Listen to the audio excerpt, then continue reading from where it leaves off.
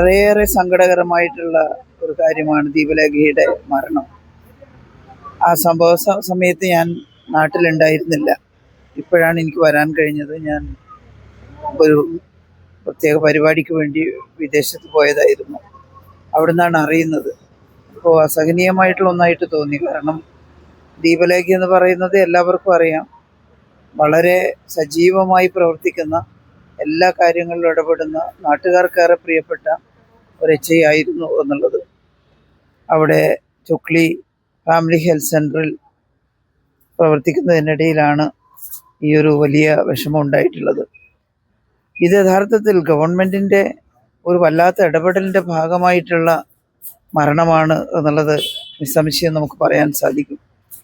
കാരണം ദീപലേഖയ്ക്ക് ഒരു ആക്സിഡൻറ്റ് സംഭവിച്ചിട്ട് സ്ഥലം മാറ്റം പാടില്ല എന്ന് പറഞ്ഞുകൊണ്ട് ഒരു അപേക്ഷ കൊടുത്തു. നേരത്തെ കൂത്തുപറമ്പിലേക്ക് മാറ്റിയപ്പോൾ മട്ടന്നൂരേക്ക് മാറ്റിയെന്നാണ് മനസ്സിലാക്കാൻ സാധിച്ചത്. മട്ടന്നൂരേക്ക് മാറ്റിയപ്പോൾ തന്നെ യാത്ര ചെയ്യാനുള്ള ബുദ്ധിമുട്ടും ഒക്കെ സൂചിപ്പിച്ചുകൊണ്ട് ഇവിടെ നിന്ന് മാറ്റരുത് എന്ന് പറഞ്ഞൊരു അപേക്ഷ കുമ്മടിന് കൊടുക്കുകയും അത് അംഗീകരിക്കുകയും ചെയ്തതാണ്.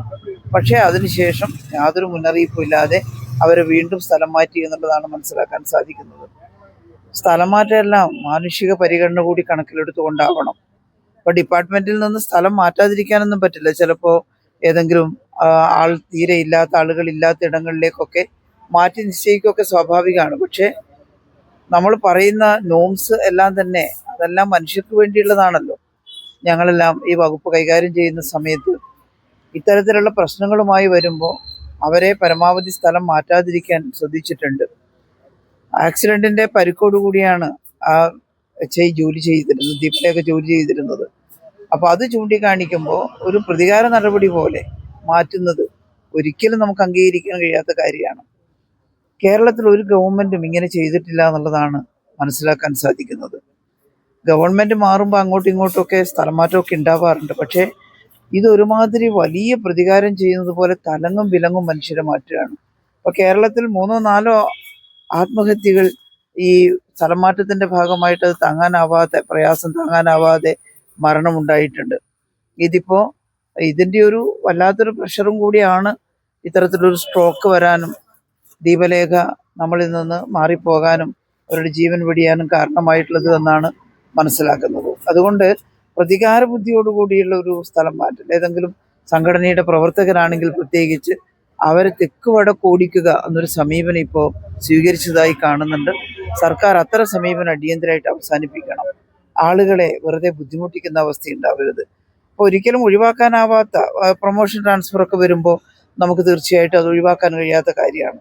അങ്ങനെ മാറ്റുമ്പോഴും വളരെ പെട്ടെന്ന് തന്നെ തിരിച്ച് അവർക്ക് സൗകര്യമുള്ളൊരു സ്ഥലത്ത് കൊടുക്കുക എന്നുള്ളതാണ് കാണാറ്.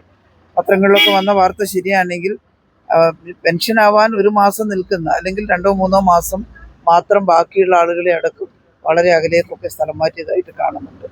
ഇതൊരു വല്ലാത്ത സംഭവമായിപ്പോയി. ശക്തമായ പ്രതിഷേധം ഈ കാര്യത്തിൽ നാട്ടിലെ ജനങ്ങൾക്കുണ്ട്.